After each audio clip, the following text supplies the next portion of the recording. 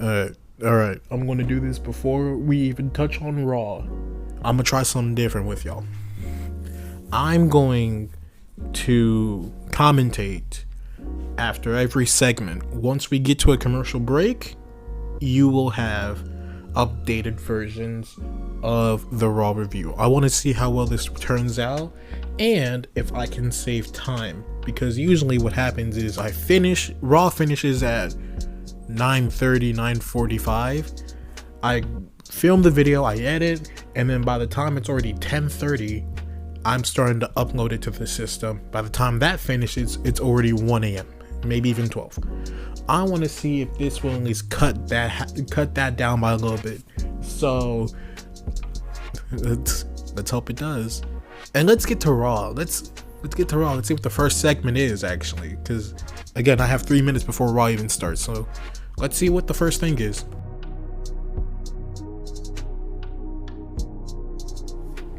Also, because of the exact same software I use to edit all my videos, not uploading the night 2 review, y'all will no longer be getting it on Sunday. Obviously, y'all didn't get it on Sunday. So I will be posting that video once it is finished uploading tomorrow. I promise. This shit's stupid. This shit is dumb. But yeah, y'all will be getting the night 2 of WrestleMania uploaded review tomorrow. Now let's get to Raw. Now let's start watching Raw. Now it's on.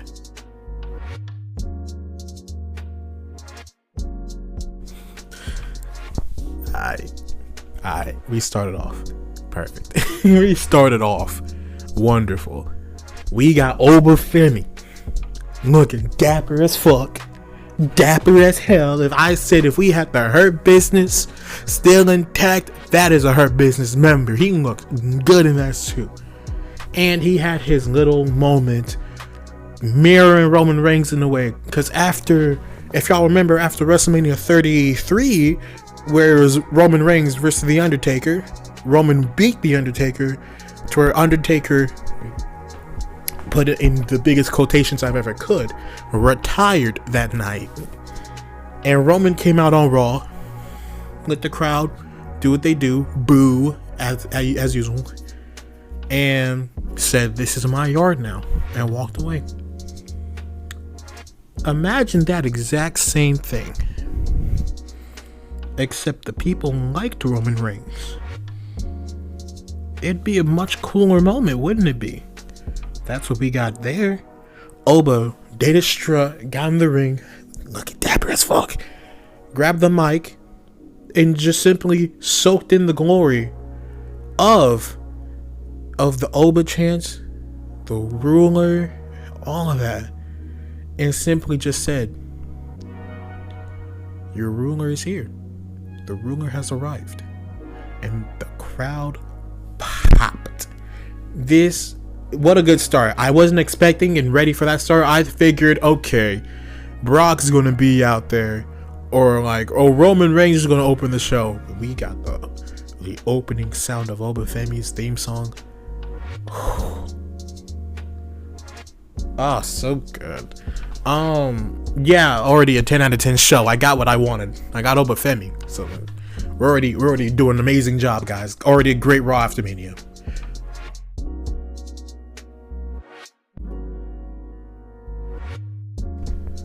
The next match that we just had was Rhea Ripley and Io Sky versus the Kabuki Warriors of Asuka and Kairi Sane. Great match. Great tag team match. A shame neither of those two were in the tag team fatal 4-way. What a fucking shame. Again, like, I don't know what you expect from me when something's just good. There's some cool tag team moves. Kairi and Sane and Asuka are great tag teams that I wish they used more as tag team and not solo. Or, win a lot. I wish they won a lot more. Io Sky took a hell of a bump, hell of a dive, where she damn near lawn darted herself again into the flooring. Io, stop. Please. Your neck and head can take so much trauma, dude. Yeah, she did it again. Landed like, oh, you know what? Like the first time, it was more of like kind of the back of the head. This is like she landed flush top of the head. But yeah, all it took was a riptide and a over the moonsault to Kyrie for Rio to get the win. Good match. Good match. I'm very happy with that. Let's get what the next match is.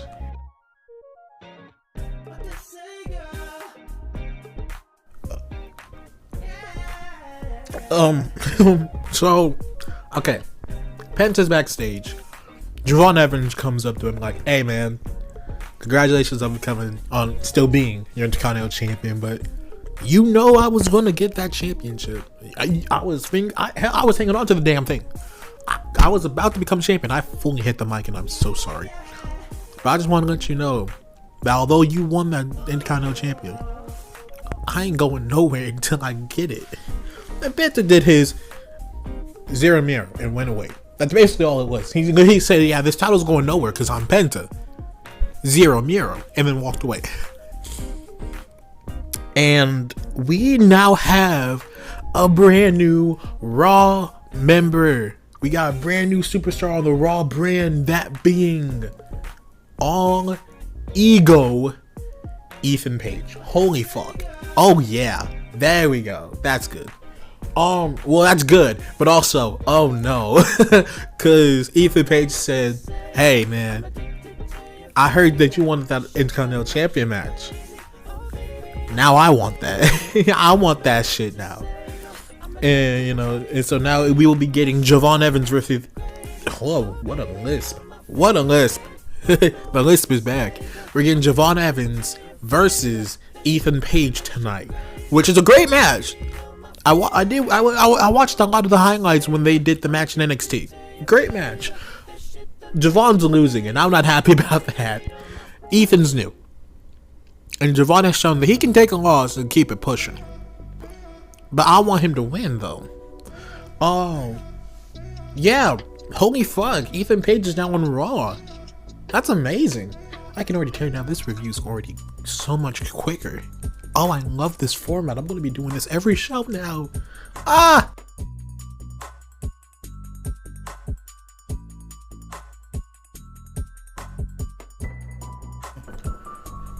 Alright, that was cool. That was fucking cool. I like that. I like that a lot. Alright, that's cool. So CM Punk comes out. And I guess that's just his entrance now? Where he comes out to complete silence, no lights. Does it's clobbering time, and then the song starts. I guess that's just his entrance now. It's just cool. I just wasn't expecting that. But he comes out and he basically just says like, you know, I've experienced a lot of loss in the past, like 6 months, because he talked about a bunch of his friends, his dog, a bunch of his coworkers that he called family here. One of his best friends, honestly, very recently too. I think he said April 1st. That is one of his closest and best friends had passed away. And then he talks about that, yeah, like within all that too, I didn't lose a title. And that doesn't matter at this point with all the loss. You know what I mean? Like that's the least of my concerns right now when it comes to what I've been going through. But what I've been going through, y'all have been able to kind of coach me and make me feel better about how I handle myself. And that was nice. He brings up the fact that if it wasn't for him, you know, like he wasn't supposed to win the World Heavyweight Champion. He lost the World Champion to Seth Rollins in 3 minutes. And if it wasn't for him not being ready, he could have gone on vacation, take a step back, cry in the darkness and the shadows, eating donuts and shit. His words, not mine. If it wasn't for him being ready to take a World Champion again, the crowd would be yeeting, talking to Jey Uso, and then they started to boo, which actually kind of surprised me a little bit. I wasn't expecting the amount of boos. I mean, CM Punk called out like, "Why are y'all booing?" Like, I like to yeet. I like to yeet. Get in the fucking program, y'all.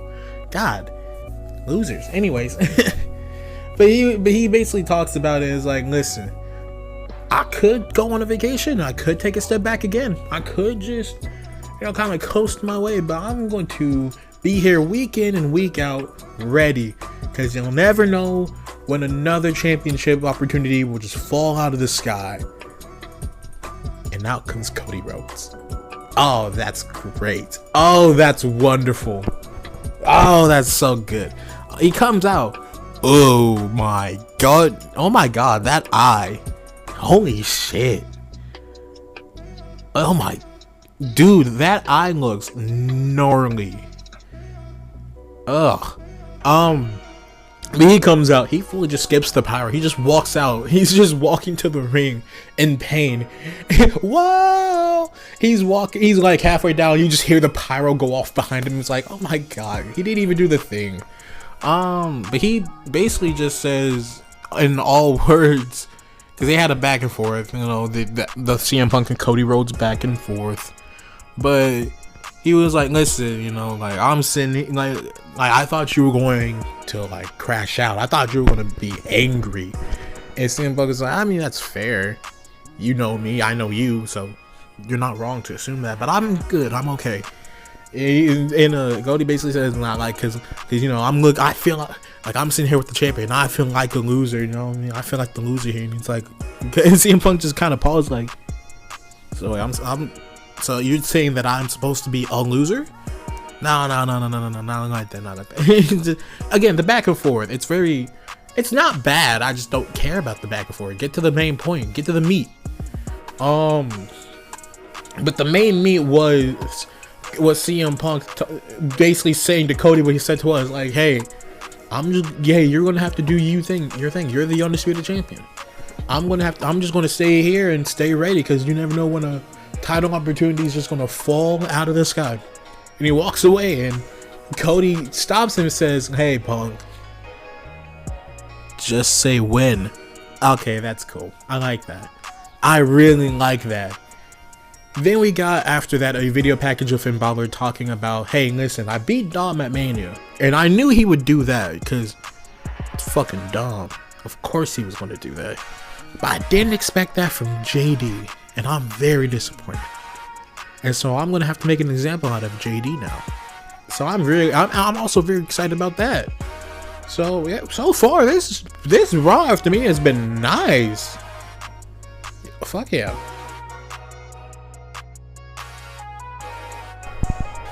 We then got Jevon Evans versus Ethan Page, and honestly, very good showing for Ethan Page.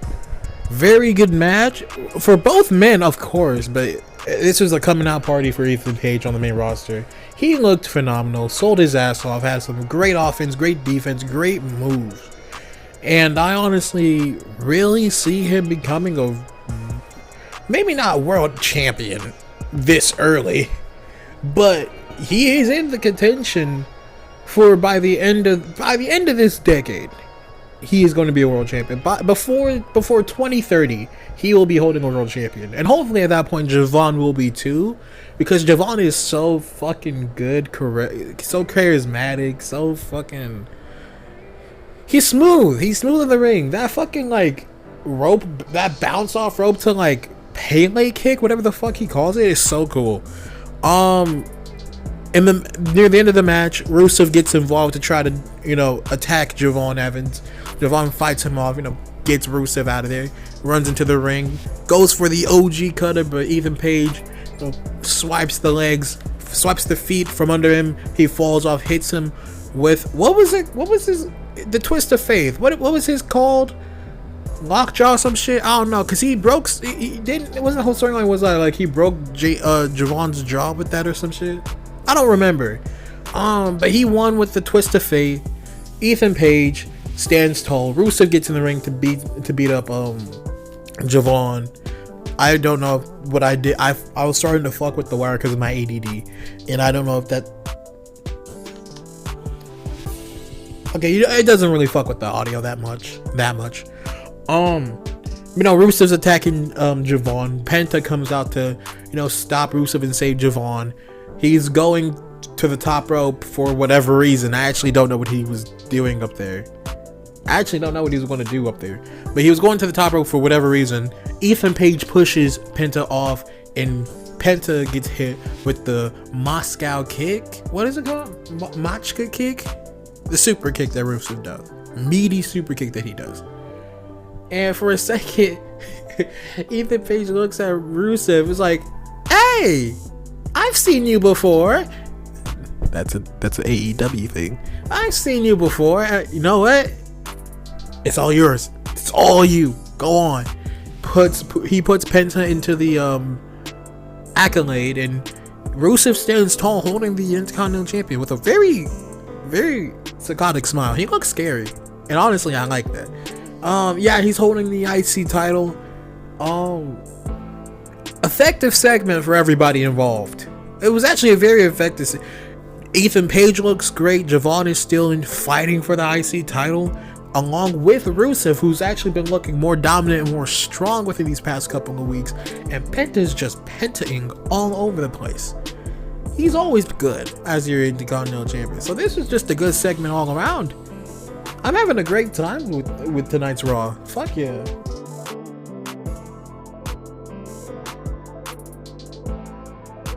We then got the greatest women's world heavyweight champion of all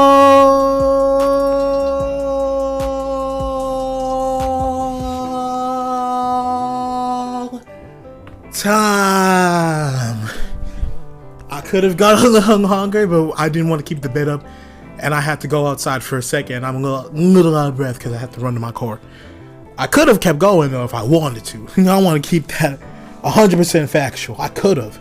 Anyways, Liv Morgan and the Judgment Day come out. That's actually just their theme song now. I mean, I guess, but I don't. Okay, but they come out. Liv Morgan does the bit, you know, great of all time, and I wanted to thank a couple of people. First off, the Judgment Day.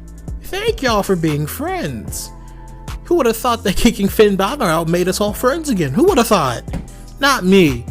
That's not what she said, but I just think it's funny that they got rid of Finn and all of a sudden everybody's back on the same page. Second of all, I want to thank, surprisingly enough, my opponent, Stephanie Vaquer, because she reminded me who I really am, and I am the women's champion. This is my ring and my division. And then, boys, we get Sol Ruka on Monday Night Raw. Holy fuck. Oh my god. Sol Ruka comes out, and she doesn't even really say that much. She just says, hey, congrats on becoming a world champion. You know, and you are honestly, the greatest women's wrestler of all time at this point. And I've learned from if anything, from that battle royal. No, Sol, you're wrong. It's a Royal Rumble. Don't do that to me. It's Royal Rumble. It's a battle royal, but it's Royal Rumble. So, but what I've learned from that battle royal was, you are a champion to mess with. You're not the one to mess with. And Liv kind of gets at her like, listen, you're not a Liv Morgan, baby. Honey, you're not a Liv Morgan. So why don't you save yourself and get the fuck out my ring, pussy. So it's like, I mean, I didn't want to fight you, but I mean, now I kind of have to. Fuck you. And that's what we're getting right now. So I'll come back to you once the match is over with. I don't know how this shit sounds because I'm now using a headset because I broke the mic. My mic is broken. The fucking connector thing is broken, and I'm actually so fucking furious about it. I have to buy a new one with no money. I don't have money to buy a new one. So if this doesn't sound good, y'all are gonna have to cry about it because I can't do shit about it. You know what I mean? I can't do shit about it. Holy fuck. The Liv Morgan Sol Ruka match was awesome. It was fucking awesome. Sol Ruka at one point had a hell of a counter to the Oblivion, hit the Soul Snatcher. That's all I wanted, honestly, in this match. And then she went out and just had a hell of a match. Oh shit, Stephanie's back. Stephanie's here. Yeah, I'm recording this like directly after the match. Stephanie Vaquer is here to confront Liv Morgan. Holy shit. Yeah, I just wanted a Soul Snatcher from Sol Ruka, and then pin probably, I guess. They didn't have to put on Match of the Night on a Raw. They didn't need to. Sol Ruka did a fucking dive, did a moonsault that she damn near landed. She did a moonsault to Roxanne and to Raquel, and she damn near landed the moonsault. It's like, that's impressive. That's an amazing thing to do. And I don't even know if she's fully on the roster or not, because he's like, Sol Ruka, freshly from NXT, now on the main roster. It's like, is she just on Raw now? Or did I miss some? I don't care either way, because if she's gonna be on Raw, that's great. If she's still in NXT, what a great show out for her to eventually then move to the Raw brand. But the only reason that Sol Ruka didn't win was because they have her and Zarya. I don't know why I was about to just say Vaquer. No, she's on Raw. Her and Zarya are having a match tonight or tomorrow night. Last woman standing in NXT. So Zarya comes out to cost Sol Ruka the match. Okay, yeah, that has a bit of. I was fucking with the wire again. I didn't know if it was affecting the audio. It might honestly affect it, but yeah, Zarya speared. No, she didn't. Zarya hit a nasty spine buster to Sol Ruka on the outside.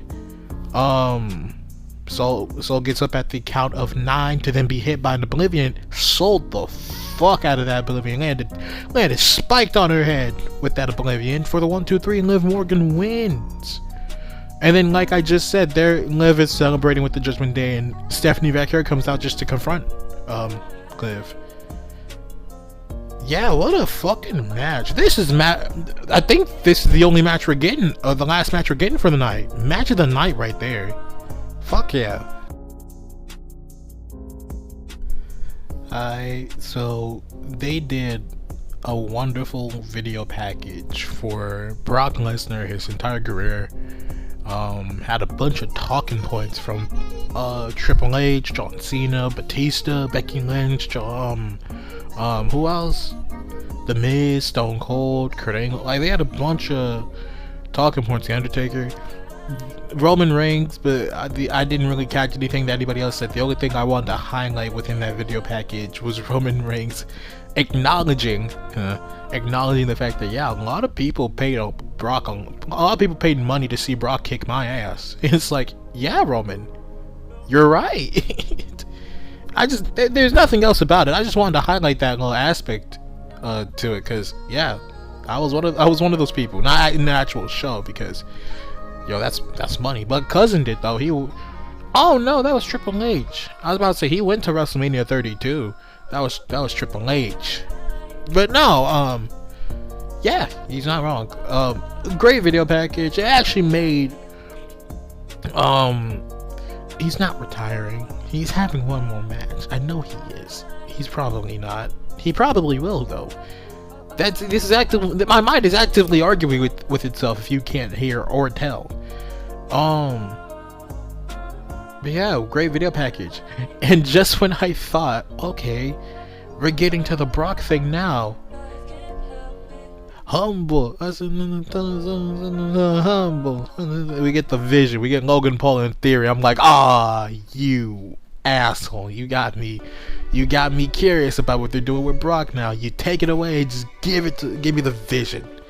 You give me the right backsole of this division. Great. I like that comparison. That's so funny. Anyways, yeah, the Vision's up next. I'll come back in a second and let you know what they're here for. Alright, so now that the thing is finally over, holy fucking shit, dude. Spear. Oh my goodness. Vision come out, Paul Heyman talks about Brock, and he lets off a lot of steam, dude. I know that felt good. He was just going and getting higher and higher and just yelling into the mic about how Brock is no longer the now. He is the forever, because he will forever be the badass, the beast, the best of all time, Brock Lesnar. And he took a pause, and I sat back and like, take a deep breath, because I know that felt good, Paul. I know that felt good. Logan Paul blames the outsiders of the streamers and the YouTubers for costing him his WrestleMania match, and but it's all good because we're still your tag team champions. And I was like, yeah, I didn't. Were they on the line? Were the tag team champions on the line? If it was, I didn't know that. But Paul Heyman gets Bron Breakker out here to talk about, you know, my favorite part about WrestleMania was me breaking your sorry ass in half. And Seth, if you're still here, or if you're back home or whatever the fuck, I hope you're watching, because I vow to ruin your life so long I live. So naturally, Seth damn near kills him with a chair shot. God, Seth can't swing a chair to save his fucking life. He swings that fucker so high, like, and he literally hit Bron Breakker in the back of the head with just a chair. Busted that motherfucker open. So now it's the Vision attacking Seth. Boom, boom, boom. I'm like, so come on. We got the goddamned Street Profits back. Oh yeah. My bad. My dog started to bark. But yeah, we got the goddamn Street Profits back. And holy shit, do they look amazing. They better be tag team champions by the end of this year. They better be, because holy fuck, dude. I got so hyped seeing them. I've been asking for months. Where are the Street Profits? Why haven't they been on television? But they're back, and honestly, better than ever. They brawl with Logan and Theory out to the stands. Braun gets back to the ring bloodied because of Seth's goddamn chair shot. And then Braun spears the fuck out of him and just says, I never needed your sorry ass anyways. And I'm gonna make sure that all these people remember you. I actually don't remember I actually can't remember what he said. But I want to make sure these people remember you as the sorry soul who trusted me or some shit. I don't know. Honestly, you can add whatever you want here and it would make sense. But yeah, holy fuck. The Street Profits are back, guys. I'm so excited for that.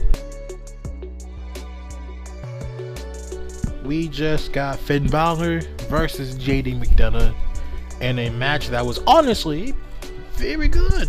Very good match between the two. You know, very technical, these two being, you know, best friends, you know, real life, being mentor and trainee, Randy Orton, Cody Rhodes style. That's a good match. They know each other very well. Good chemistry. At some point, fucking, I don't know when, I wasn't fully, I don't think I was fully present during the match, but at some point, Finn Balor just started bleeding from the mouth and the nose. What the fuck happened? JD kick him extremely hard, but yeah. Oh, hold on, we're getting Gunther. Hold on. Alright, we'll get to the Gunther thing in a very quick second, because what the fuck was that? But yeah, a very good match between between Finn and JD. JD taped up and banged up from last night's ladder match, as he should be. And Finn Balor shaved. I don't like it. That was it. Yeah, Finn Balor hit the coup de grace to win.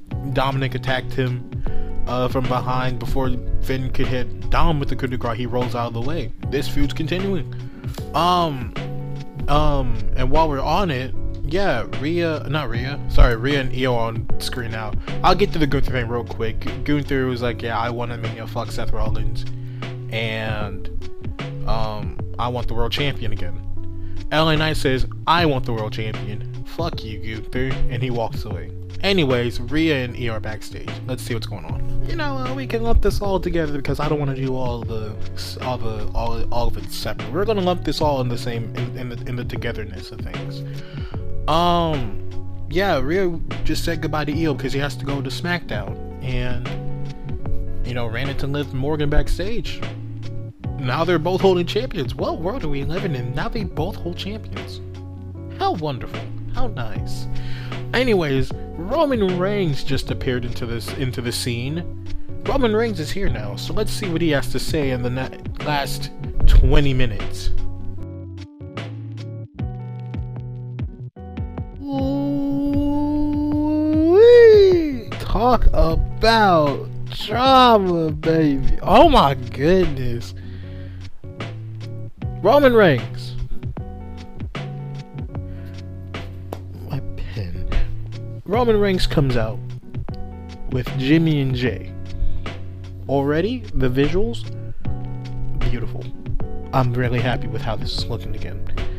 And Roman says, listen, I was going to come out here just to talk to y'all real quick and, acknowledgement, all that. And I just so happened to run into my cousins while I was on my way here. So I figured I'd bring them out here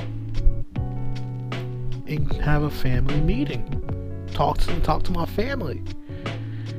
Turns to Jay and like, listen, we can't really do anything because we're separated. It's easy for people like CM Punk to talk about a family, for heads to get lost and all that. Hell, you let a washed up rapper get under your skin enough to where you attacked him. That's not it. It's because we're separated. It's easy to get into each other's heads. We need to be together. We need each other. I'm not asking y'all to serve me. I'm not asking y'all to be the bloodline. I'm not even asking y'all to acknowledge me. I'm asking y'all to just be my family. Be by my side. What a great promo. Jimmy says, listen, I speak for my brother too on behalf of the Usos. They the twos. And you always know that we the ones. Throws his ones up. Jimmy throws his ones up. Jay throws his ones up. I'm sorry. Roman throws his ones up. Before I get to the next bit, I really want to talk about it. Poor Jimmy. Poor Jimmy. Roman's holding the world champion. Roman also acknowledges the fact that Jay held the world champion. He changed the culture of what wrestling is with the Yeet movement. Everything just kind of went back to his problem. It's like, poor Jimmy. Show some love to Jim. I love Big Jim. Why won't they love him? Anyways, now we get back to the actual thing. Jimmy's holding his one. Jay's holding his one. Roman holds his one. And I'm waiting for Oba Femi to come out. Out comes Jacob Fatu. Oh, we're adding layers. We're adding layers. Ooh, I'm intrigued by this. Jacob Fatu makes his way to the ring, and Roman, knowing his family, is like, you're out here for one or two reasons. So I'm gonna assume you're out here to acknowledge your tribal chief. And Jacob said, nah, I'm not. I don't do all that no more. It's like, that's fair. Well, I guess you want a shot at this, world heavyweight champion then. Jacob said, nah, I don't want a world champion opportunity. And that's where I had to pause real quick. I'm like, excuse the fuck out of me. Why are you here? Why are you here then? He said, I need that world heavyweight champion. Ooh. And I don't want to be tribal chief. I need what the tribal chief has. Whether that be the shoe deals, whether that be the Rolex, whether that be the Ulafala, whether that be the house that Roman's putting his kids in, the house that I could put my kids in. I want the jet, I want everything. And that title is included. At Backlash, I'm changing my life. At Backlash, I'm upgrading. At Backlash, I am becoming your world heavyweight champion and your tribal chief. And I believe it. I want it. I'm so hyped. That is so fucking good. I'm so excited. And Roman, you know, being Roman, is like, hey, I don't think you can handle it. You know, like, say you do beat me. The weight of holding this championship will tear you up and tear you down. And say you don't beat me. The only way you can really come to a resolution is if you acknowledge me. And I know you don't want to do that, so I'm gonna let you think about that. Come back on Monday Night Raw and we can finish this conversation. And then Roman and the Usos leave. This was an amazing night after Mania. I don't think I have experienced a better night after Mania. And I've been watching wrestling for 10 years. To my recollection, I can't remember a better night after Mania. New debuts of Sol Ruka and Ethan Page. Stories are still continuing. We're getting new faces, new stories, better character development. Oh, so good. This is an amazing show. And yeah, you know, I really like this show so much. So I'm willing to give this show a 4 out of 5. Very high 4 out of 5. The only reason I don't want to give it a 5, and I'll explain it too. I don't want to give it a 5 yet because, you know, still the rest of the year left. There might be a better Raw. Hell, Oba Femi might win the world champion on the Raw. That'll be a 10 out of 5 show. But yeah, I want to see. So yeah, that's the end of Raw. Hopefully this new format works very well. It feels better in a way. I had to kind of speed through some of the things because, yeah, I just muted and paused the stream and then come back like, oh, something's happening, I'll be right back. But it feels better and I like it. So let me know how y'all feel in the comments.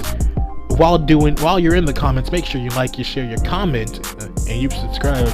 Turn on that bell icon so you'll be notified whenever I upload. My next upload will be talking about, I'm deciding whether I want to do one of the videos I've already made or WrestleMania pros and cons. I might save the pros and cons till after Backlash so we can, you know, sit and simmer into the WrestleMania that just happened, and it won't be like recency biased. So I might do one of the videos I've made already, and y'all will see it later, and I'll talk to y'all later.